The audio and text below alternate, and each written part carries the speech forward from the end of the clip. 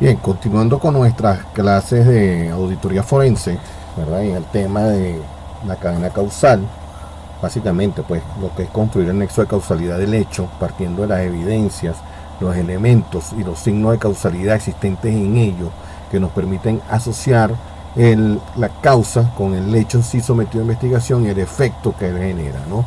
Eso nos va a permitir, cuando recabamos las evidencias y los elementos de causalidad, establecer la línea de investigación, ¿verdad? Con base a esa evidencia y, por supuesto, identificar también elementos de control interno que estuvieron presentes ahí en el hecho ocurrido, que debieron haberlo evitado o haber alertado de la existencia, para ver por qué fue la falla y en qué contribuyó a que se cometiera. Por supuesto, asociado a todo esto van a haber la identificación de las personas de interés, a la que posteriormente vamos a someter a una entrevista.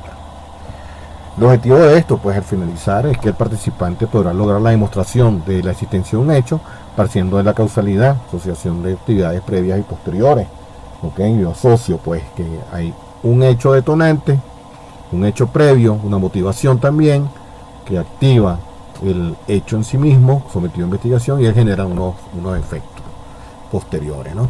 Entonces, debemos identificar la evidencia de elementos del hecho sometido a investigación, determinar líneas de investigación, identificar sujetos de interés, identificar controles internos como fuente de investigación, o sea, a través de los controles internos yo voy a hacer investigación, voy a levantar nueva evidencia, voy a ampliar la cadena de nexo causalidad, voy a atraer elementos de interés de la investigación y personas de interés también para que sean sometidas a la entrevista. Ese es el objetivo de lo que vamos a terminar de ver, pues, con la continuación de las clases presenciales. Repasemos un poco, ¿no? La auditoría forense procede dentro del contexto de un conflicto real o de una acción legal por una pérdida financiera significativa, donde el auditor forense, mediante su investigación, permite la aclaración de los hechos. Dice que, como le decía en clase, lo que motiva al cliente a llamarnos esa pérdida financiera significativa es el efecto que causa el hecho. Por eso es que nos llaman, para que investiguemos qué fue lo que pasó, cómo fue que ocurrió, cuáles son las personas que son ahí de interés, llegar a los responsables, poder ejercer la acción de reparación. Pues bien, puede ser una demanda, una acción judicial, una acción penal. Se le define como la auditoría post-mortem, que se realiza de forma exhaustiva mediante la conformación de equipos multidisciplinarios que buscan determinar la existencia o no de un hecho, las causas que lo originaron y las personas de interés, como ya les acabo de decir, ¿verdad? Porque es una auditoría post-mortem, porque el hecho tuvo que haber ocurrido. Si no, no nos llaman. Si nos llaman para que no ocurra, estamos haciendo trabajo de control interno, gestión de riesgos, ¿okay? Pero cuando estamos como auditor forense y esa cachucha de auditor forense, es porque el hecho ya ocurrió, es post-mortem. Porque es una auditoría exhaustiva, porque vamos a revisar en detalle, porque vamos a demostrar, vamos a comprobar para que el juicio se pueda aprobar. Bien, entonces tiene que ser una investigación que hace de forma exhaustiva a lo largo y ancho. Lo largo significa ver toda la transacción de comienzo a fin, y a lo ancho significa ver todas las transacciones involucradas, porque cuando nos piden que cuantifiquemos esa pérdida financiera significativa, tenemos que decir con certeza el monto de lo que se ha perdido. No podemos trabajar en base a muestras, tenemos que decir se perdió tanto, ¿verdad? En base a cada uno de los registros analizados. Por lo tanto, es que por eso es exhaustiva. Y que se realiza con la conformación de equipos multidisciplinarios. ¿Por qué? Bueno, muy sencillo, porque podemos estar haciendo un fraude financiero, nos ocupamos contadores y administradores probablemente, ¿verdad? Pero mañana podemos estar viendo una obra pública que se desplomó, y entonces tenemos que ver ahí con ingenieros, con contratistas, con abogados, ¿verdad? Que nos ayudan al levantamiento de la información y de la evidencia para determinar por qué la autopista se cayó, cuánto fue el dinero que se perdió en esa construcción y en esa contratación. Entonces son equipos multidisciplinarios los que lo revisan, ¿no? Cuando el caso es muy sencillo puede haber un solo auditor trabajando con un abogado de apoyo, ¿verdad? Pero cuando son casos complejos son equipos multidisciplinarios. Igual cuando estamos haciendo trabajo con tecnología de información, necesitamos al experto tecnológico, al ingeniero de informática que nos ayude, ¿no? Y lo que busca al final del día es determinar la existencia o no de un hecho, ¿ok? Las causas que originaron ese hecho, porque así es como demuestra el efecto, pues, financiero de ese hecho y las personas de interés asociadas. Como les dije en clase, tomen en cuenta que no acusamos, solamente señalamos personas de interés, ¿verdad? Ponemos todos los elementos en juicio, porque en juicio, cuando se va a la prueba, a ejecutar, pues, la parte en juicio de prueba, se hace el llamado, pues, para presentar pruebas y después el llamado de evacuación, 3 y 5 días dependiendo del código, con el cual sí se prueba. Entonces el conductor forense demuestra con evidencias que se convierten en pruebas en el juicio. Pero no en cuenta que la auditoría forense tiene que cuidar tres principios constitucionales, que es la presunción de inocencia en todo momento. En base a eso no podemos acusar, ¿verdad? El debido proceso, quiere decir que si acusamos, la persona acusada tiene derecho a acceder a todo el expediente y a todas las evidencias, porque si no estamos coartando el derecho a la defensa, ¿verdad? Y por supuesto todo esto se enmarca en un debido proceso. Bien, a la debida defensa y de la presunción de inocencia, todo en conjunto. Bien, ¿cuáles son los objetivos de la auditoría forense? La existencia o inexistencia de un fraude, cuando estamos en el mundo financiero. En todo caso, pues la auditoría forense como tal es la existencia o inexistencia de un hecho. Es el requerimiento inicial por sospecha de la gerencia o los accionistas de entidad que dicen, aquí puede estar pasando algo, y nos llaman entonces para nosotros hacer el levantamiento de esa investigación. Como consecuencia de una tarea anterior, hicimos una tarea y entonces nos damos cuenta que algo está extraño, algo está pasando, basado en banderas rojas, en señales de alerta, principio de concordancia que vamos a ver más adelante, y en ese momento llamamos al especialista pues para que nos haga un levantamiento y nos opine al respecto. Y busca pues probar la verdad o razón jurídica en un litigio. Cuando vamos a convertir eso a prueba, nos vuelven a llamar, ¿verdad? En juzgado va a haber auditores forenses de la contraparte, va a haber auditores forenses del mismo juzgado, ¿verdad? Para que dirimen el pleno derecho por medio de las pruebas que se están presentando. Si la evidencia puesta en el proceso judicial suelen condicionar a la sentencia. O sea, nosotros presentamos esas evidencias que en un proceso controlado por la parte en un juicio se convierten a prueba que van a condicionar al juez a tomar una decisión. ¿Okay? Por el que el juez toma una decisión basado en las evidencias que se le presentan, que se convierten a pruebas en el proceso penal o en el proceso judicial correspondiente, porque también recuerden que habíamos hablado que se hacen auditorías forenses en el mundo civil, en el mundo mercantil, en el tributario, todo lo que es el tema de las multas, pues de la administración tributaria, de cualquiera de ellas que sean, se hace más un protocolo forense, y cuando nosotros vamos a defendernos tenemos que usar también protocolo forense si queremos tener éxito. ¿Cuáles son las características de este tipo de auditoría? Son investigaciones exhaustivas, como ya les dije, principio a fin, viendo en detalle los documentos que soportan ese hecho, ¿verdad? Porque ahí es donde nos van a engañar, ¿ok? Una auditoría post-mortem, que está realizada por equipos multidisciplinarios, tiene análisis de información técnica específica, financiera, legal, de ingeniería, dependiendo de lo que sea el caso, lo que lleva el caso, tiene técnica de criminalística, lo que se basa en el método científico para poder demostrar, la recuperación de pruebas y evidencias legales, las declaraciones juradas y testimonios certificados de las personas de interés, preparación y habilitación de pruebas para presentar ante la Corte Civil o Criminal. Bueno, cuando hablamos de pruebas, porque tenemos que darle aquí un carácter cierto, fuerza, para que no se nos caiga el caso, ¿no? Pero realmente nosotros lo que presentamos son evidencias a la Corte. Elementos que conforman una auditoría forense, el asunto en sí mismo, o sea, lo que vamos a investigar, el hecho, las causas que lo originan, los medios de comisión, o sea, cómo fue que se originó ese hecho, cómo fue que se consumó, las personas de interés que están involucradas y las consecuencias. Recuerden, no acusamos a nadie, por eso hablamos de personas de interés en la investigación. La cadena causal en sí, como primer concepto, primera aproximación, se basa en el principio de certeza de las ciencias criminalísticas. La auditoría forense se basa en la ciencia criminalística para demostrar que el principio de certeza, el primero de ellos, es que la investigación es cualitativa, cuantitativa y de comparación de los fenómenos y evidencias que se analizan. La utilización de metodología, tecnología y procedimientos adecuados le comunican certeza tanto de existencia como de procedencia. Eso que ustedes están viendo acá, marcado en negritas, ¿verdad? Es la cadena causal, lo que le va a dar certeza a las personas interesadas en la investigación de que el hecho realmente ocurrió y que vamos a levantar esa certeza a través de metodología, tecnología y procedimientos adecuados.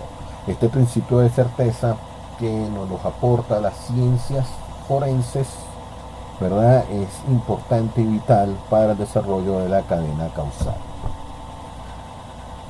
La cadena causal, como una orientación estratégica del equipo efectivo de trabajo de la auditoría forense, ¿verdad? Es porque pretende obtener evidencia que respalden los hechos y las aseveraciones que permitan establecer qué pasó identificar las personas de interés al hecho, cómo, dónde y cuándo pasó, así como también proveer recomendaciones.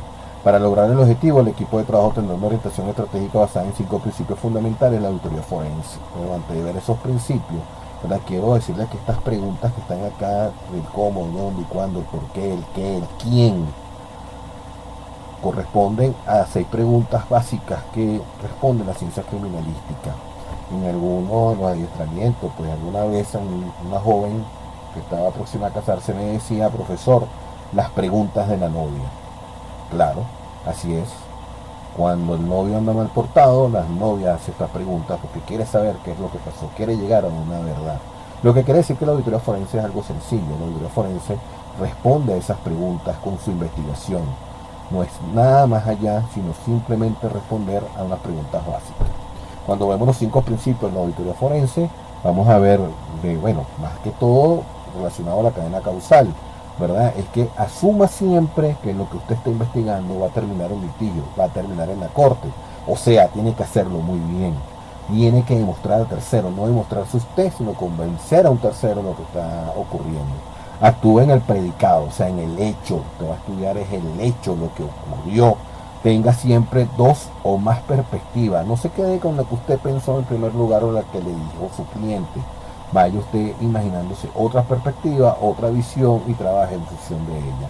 Observe desde un enfoque general a lo específico, o sea, ve el caso en grande y después lo empieza a desmenuzar hacia lo específico y use las teorías del fraude que vamos a ver mucho más adelante. Porque en las teorías del fraude vamos a encontrar algunas respuestas que están plasmadas en la cadena causal que vamos a levantar.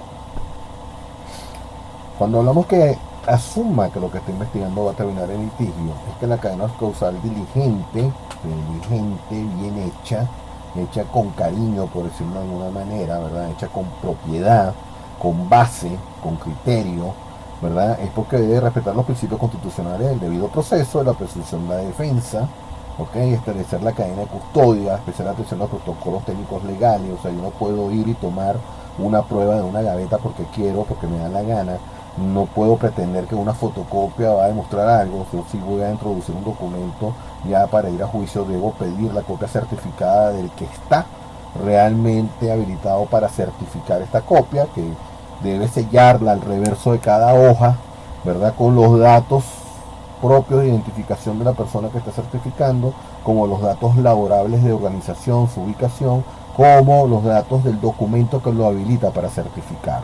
Esto quiere decir que los documentos que se están certificando no se pueden colocar, imprimir por ambas páginas, porque entonces no hay donde sellarlo. Si usted lo sella al final, no está protegiendo el resto de las hojas y cualquiera de ellas puede ser sustituida, ¿no? Entonces la evidencia que se recaba debe tener unas características de legalidad. Bien, una de ellas que debe ser solicitada formalmente, debo tener respaldo de esa solicitud, porque si no queda que yo la fabriqué y que yo la sembré como investigador. Eso es lo que se refiere a establecer la cadena de custodia y especial atención a los protocolos técnicos legales. Aquí el abogado es importante en este equipo efectivo de trabajo, porque es el que nos orienta y nos dice de qué manera hacer estas solicitudes, ¿verdad? Cuál es el documento que se va a solicitar y que ese sello venga bien hecho. Porque si el sello viene bien hecho, entonces el documento no está certificado. Con reflejo a fuentes externas de la investigación, todo lo que yo demuestre, ¿verdad? Todo lo que yo levante, tiene un reflejo fuera. Un pago a proveedor está reflejado en la contabilidad del proveedor, también está reflejado en el banco. En el banco, que son fuentes externas independientes de la investigación. Cuando yo levanto la cadena causal, debo ver dónde voy a buscar la información, dónde voy a buscar la evidencia, aparte de la que tengo dentro, porque eso le da sumamente fuerza, porque entonces tendría, para poder legitimar el trabajo del auditor, ¿verdad? Van a tener que demostrar que nos hemos puesto de acuerdo con un banco y con un proveedor, por ejemplo, con un contratista, para poder fabricar la prueba. Bien, con reflejo fuentes externas de investigación, porque también me permite que esto sea arrastrable dentro y fuera. O sea, el documento que ocurrió, que yo ve aquí, la transferencia, el pago, yo le puedo hacer el rastreo al banco, rastrearla al proveedor. Nexo de causalidad con el cuidado de existencia, procedencia y precedencia, ¿verdad? De que, bueno, está bien armado los elementos, son elementos que van a concadenar una cosa con otra, que es lo que estamos aprendiendo en esta unidad. Y fiel reflejo de los principios de la ciencia criminalística, ya vimos uno del de certeza. Bien, un hecho está conformado por las causas que lo originan, bien, ¿ok? Que originan el impacto, que es el objetivo final del trabajo por el que me llaman, y hay una forma en que esto ocurrió, y para que esto ocurriese hay unas personas involucradas. ¿Ok? El nexo de causalidad yo lo voy a construir principalmente, ¿verdad?, entre las causas asociadas con el hecho, a la forma en que se cometió y las personas involucradas en él. La orientación de la investigación va a ser en función del hecho, las personas y cómo ocurrió, ¿ok? Para poder llegar a causar impacto. Y al final, bueno, ¿qué fue lo que pasó? ¿Cuánto costó eso? ¿Cuánto fue el daño? ¿Qué fue por el motivo por el cual nos han llamado? El hecho de investigación en este caso puede ser el segundo que está aquí o el tercero, ¿verdad? Y los previos son los que ocurren en origen a ese hecho que yo voy a investigar. Y finalmente genera un impacto, que es otro hecho. ¿Ok? ¿Qué pasa? Cuando ocurre un crimen normal, un crimen, un asesinato, la policía acordona el lugar del sitio del suceso, ¿verdad? Y fija la evidencia. Y la trata con sumo cuidado, lleva en sobres, la identifica, la mete en ese sobre para que se genere ahí la cadena de custodia. Cuando nos llaman a nosotros en los crímenes financieros, eso no ocurre. Nunca presentamos un proceso, un área de negocio donde ocurrió fraude. Los documentos cuando llegan a nuestras manos han pasado mucho tiempo el fraude, pero entonces están contaminados. Y nosotros necesitamos presentar el hecho. Y uno de los objetivos de esa cadena causal es presentar el hecho. Porque estamos diciendo, el hecho no lo sembramos porque viene originado de algo que puede ser comprobable y genera un efecto que también es comprobable. Esa es una de las importancias capitales de la cadena causal. Veámoslo en un asesinato. Luego tenemos una mano que pidió una pistola y accionó una bala, y la bala hizo su trayecto, las balas impactaron un cuerpo, ¿verdad? Y ocurrió un fallecido. Ya tenemos el impacto de este fallecido, las causas, que es el accionar del arma, como una motivación que está en la persona, la previa de esa causa, que le podemos llamar causa raíz, ¿ok? Y un hecho, que es los elementos que aquí se conjugan, ¿no?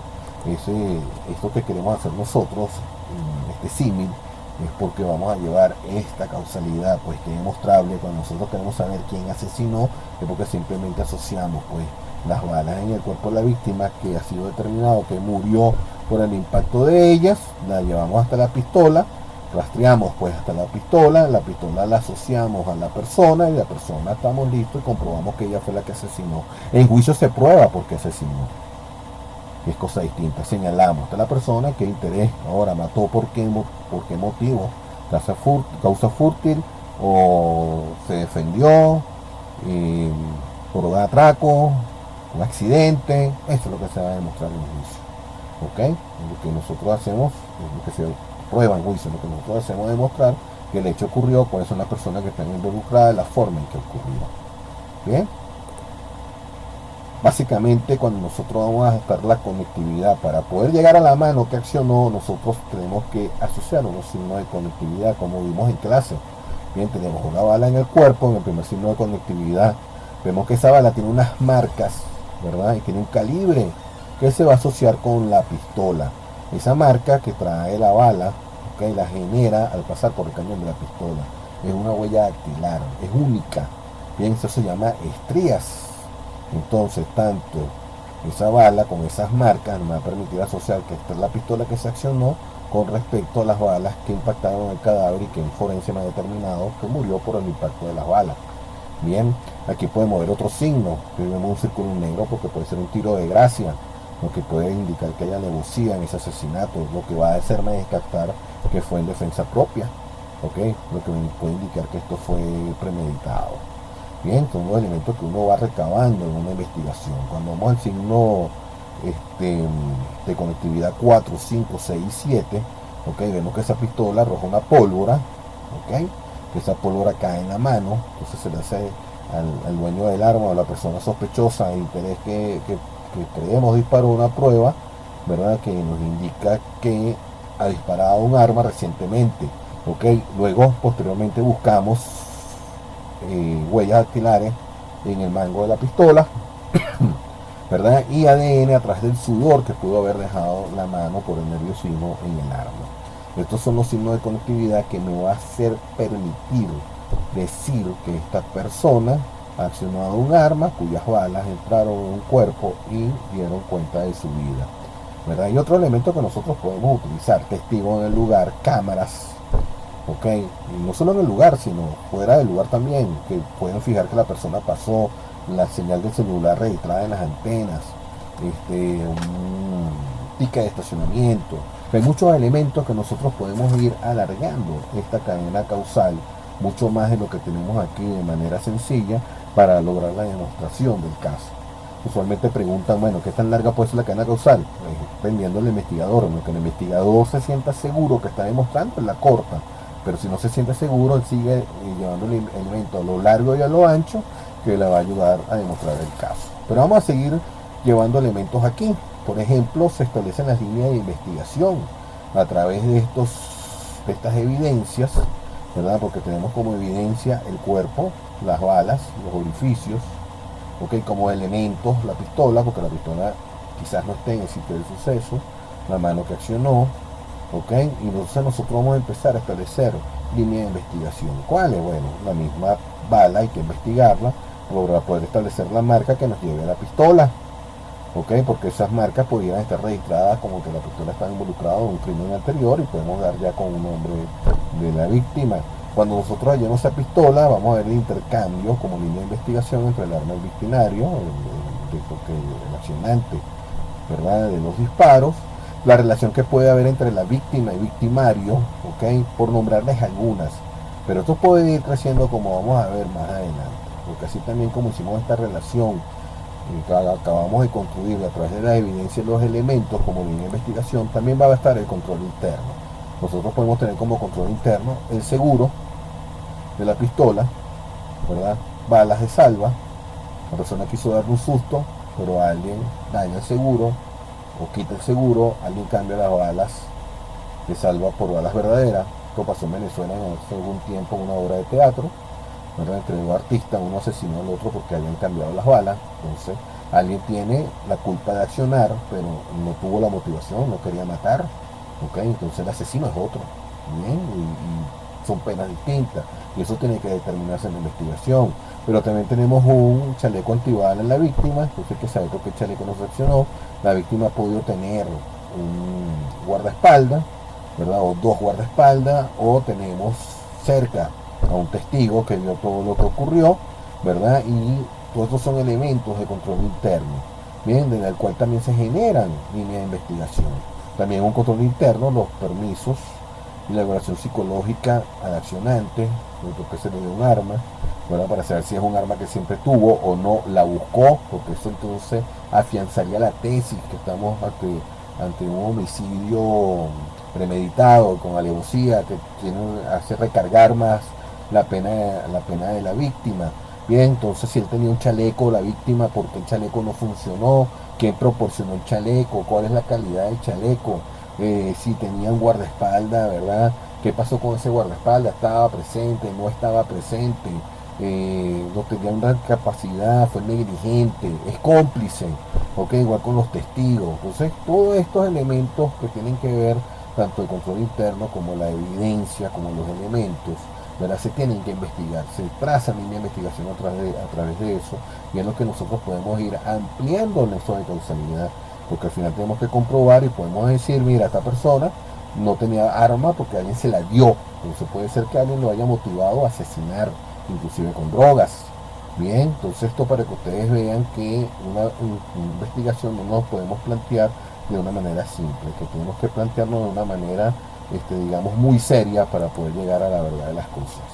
Bien, cuando nosotros queremos llevar este ejemplo gráfico de demostración de cómo construir el nexo de causalidad para poder demostrar un caso, lo tenemos aquí nosotros. Nosotros tenemos una orden de compra que genera una orden de venta en el proveedor, que cuando nos entrega la mercancía nos hace con una nota de entrega donde alguien firma y sella y recibe, ¿verdad? Donde se manda una factura que finalmente se paga. Si nosotros queremos ver que este pago es ilegal, tenemos que revisar este nexo de causalidad. Ahí podrán faltar documentos o habrá documentos falsificados, ¿verdad? Simulados, ¿ok? Sistemas comprometidos, personas comprometidas.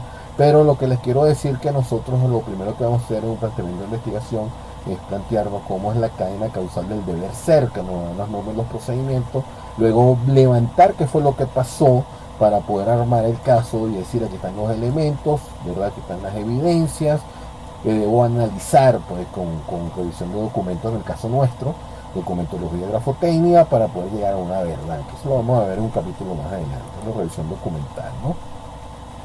Entonces, tenemos nuestro caso, hemos construido la causalidad de ese caso, ¿verdad? Tenemos que buscar cuáles son los elementos de conectividad entre los documentos. Porque no cualquier orden de venta tiene que ver con este pago. No cualquier orden de compra tiene que ver con este pago o esta factura. Bien, entonces cuáles son los elementos que la va a conectar, así como conectamos la bala en el muerto con la pistola y la mano. Bien, eso es lo importante que hacemos nosotros cuando estamos construyendo la cadena causal y en especial el nexo de causalidad. Como le decía, ¿no? Nosotros tenemos que hacer una auditoría forense, lo hacemos a lo largo de la transacción, es exhaustiva porque vamos a ver a lo largo y a lo ancho porque vamos a ver todas las transacciones involucradas para poder establecer cuánto es el daño. Pero también vamos a ver transversalmente porque tenemos que ver si esos documentos son verdad o son falsos positivos. Porque el delincuente va a hacer eso, el delincuente financiero cuando va a cometer un delito, como él pretende permanecer cometiendo el delito muchas veces en el tiempo, muchos años, ¿verdad? En teoría pasan de 18 a 36 meses estafando, él va a cuidar todos los detalles. Y entonces va a ver cómo son los documentos externos los va a falsificar, los va a simular, para poder lograr el objetivo de burlar el control interno y de pagar. ¿Ok? Bien, veamos nuestra causalidad en nuestro mundo con estos documentos que hemos prefijado en una línea causal.